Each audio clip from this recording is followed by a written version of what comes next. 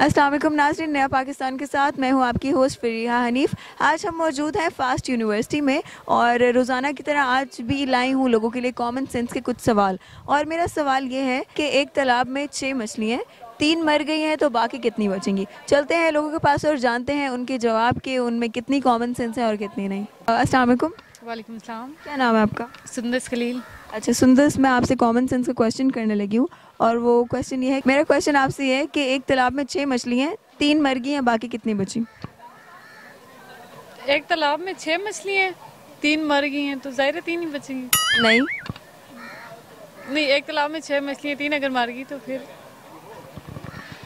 3 6 थी, 3 मर गई हैं तो ऑफकोर्स 3 ही बचेंगी। नहीं नहीं, फिर ये तो पूरी 6 बच गई तो ये तो फिर एक भी नहीं है। पर कोई लॉजिक दे।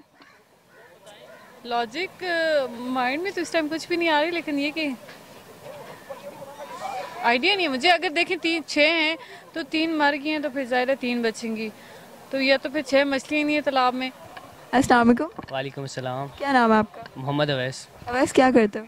मैं इंजीनियरिंग कर रहा हूँ हाईटेक यूनिवर्सिटी से। अच्छा चलिए, मैं आपसे कॉमन सेंस का क्वेश्चन करती हूँ। मेरा सवाल आपसे है कि तालाब में 6 मछलियाँ थी, 3 मर गई हैं, बाकी कितनी बची?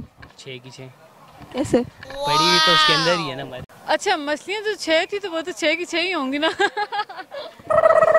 हमारे सवाल का जवाब है 6 मछलियाँ, क्योंकि 3 मछलियाँ मरी हैं लेकिन वो फिर भी तालाब में मौजूद हैं। टोटल 6 थी, इसलिए तालाब में ही रहेंगी। शुक्रिया।